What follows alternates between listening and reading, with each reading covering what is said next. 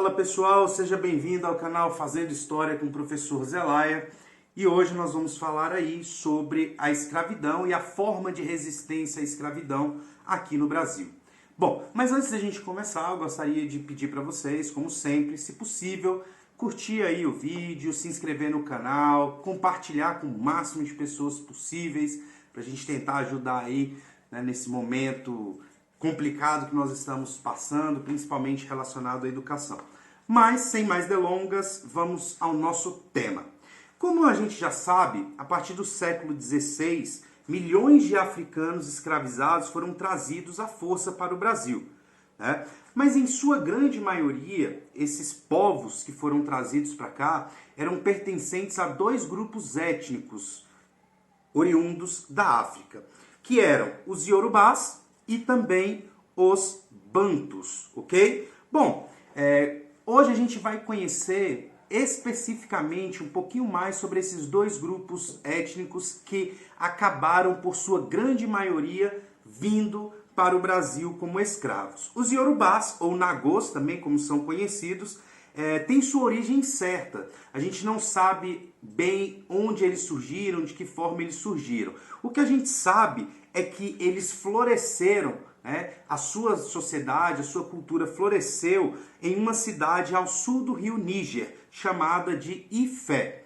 Bom, os reinos iorubás, né, eles eram organizados, na verdade, em cidades-estados independentes. Ou seja, havia o reino, porém dentro desse reino existia ali várias cidades-estados independentes uma das outras, nas quais se relacionavam primeiro através da língua e depois através de um comércio intenso entre elas. Ifé era considerada, né, pelos iorubás uma cidade sagrada e também uma referência política e religiosa. Lá no século XVI, com a chegada dos europeus, Ifé vai entrar em um declínio muito grande, tá? E ela vai ser constantemente invadida pelas cidades-estados ali que eram aliadas aos portugueses. Tudo bem? Dessa forma, essas cidades aliadas aos portugueses, com essas constantes invasões à cidade de Ifé, vai prover os europeus portugueses de muitos escravos vindos desta região. Escravos esses que a gente já sabe veio parar, muitos deles aqui no Brasil. Os bantus, por sua vez, né, contava com cerca de 400 grupos étnicos diferentes dentro de uma mesma região, tá? E tinha como centro político e religioso o reino de Congo. Diferente, né, dos iorubás, eles não se organizavam em cidades-estados independentes. Não, eles se organizavam em grandes reinos. E um desses grandes reinos era justamente o reino do Congo, que era governado, que era chefiado por um rei, né, que lá recebia o nome de Manicongo. Lá no século XV, quando houve os primeiros contatos ali dos portugueses, né, e houve uma intensa troca cultural, uma troca econômica, uma troca comercial, o Manicongo, que era o rei de Congo, acabou se convertendo ao catolicismo. E ali eles travariam, né, uma relação também cultural com os portugueses. Iniciava-se aí uma longa parceria comercial, política e cultural entre portugueses e cangoleses. Uma relação que, infelizmente, tinha como base o comércio de pessoas escravizadas. Ok? Bom, em mais de 3 séculos, né, de tráfico negreiro, sendo abastecido por essas duas regiões, cerca de 5 milhões de africanos conseguiram desembarcar dessas viagens, né? Primeiro sobreviver e depois desembarcar dessas viagens no Brasil.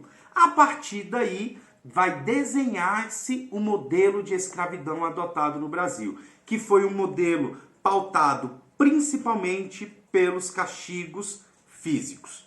Então, a partir do momento que os escravos chegavam, desembarcavam no Brasil, já iniciava-se ali um verdadeiro cotidiano de castigos e torturas dos europeus brancos aos africanos escravizados. Ok? Bom, os principais instrumentos de tortura utilizados eram os chicotes, as algemas, as correntes e também a palmatória. Esses eram os principais, porém não eram os únicos, tá? Existiam outros instrumentos muito piores e muito mais degradantes do que esses, mas sobre esses a gente vai falar em um outro momento. Acabou que essa situação de violência cotidiana levou muitos escravos a obedecer às regras impostas por essa sociedade branca escravistas, até para evitarem esses castigos, tá?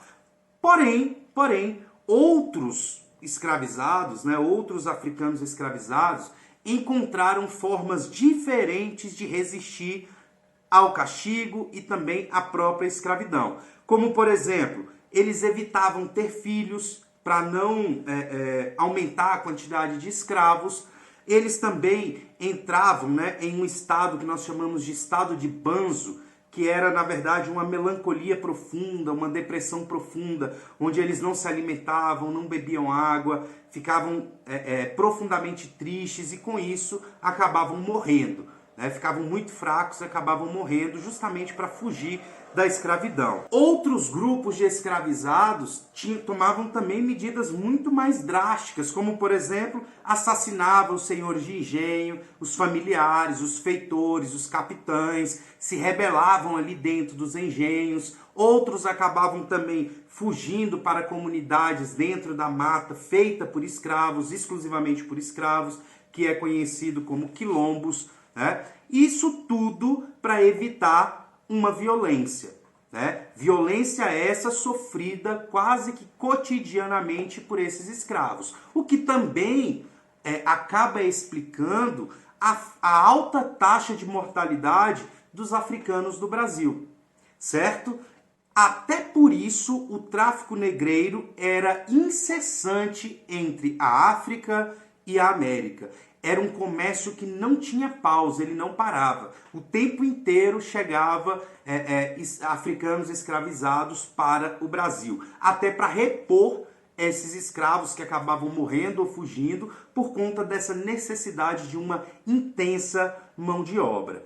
Bom, outra forma importante e aí talvez um pouco mais pacífica, né, que os africanos encontraram de resistir à escravidão foi preservar a sua identidade e os laços culturais que os uniam ainda à África.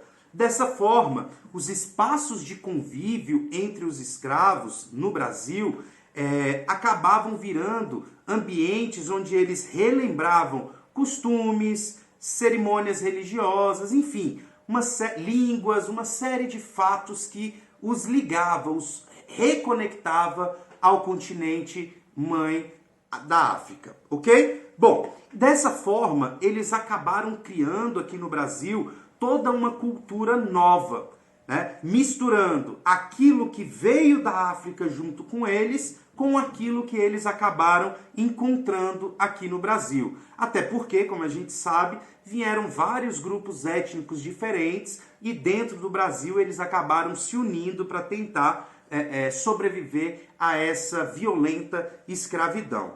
E nós vamos chamar essa nova cultura nascente no Brasil de cultura afro-brasileira, que foi justamente a mistura, né, do que veio da África com o encontrado no Brasil. E essa mistura permitiu o que nós chamamos de resistência cultural, com as suas comidas, as suas músicas, as suas danças, as lutas, né, e principalmente com a sua religiosidade.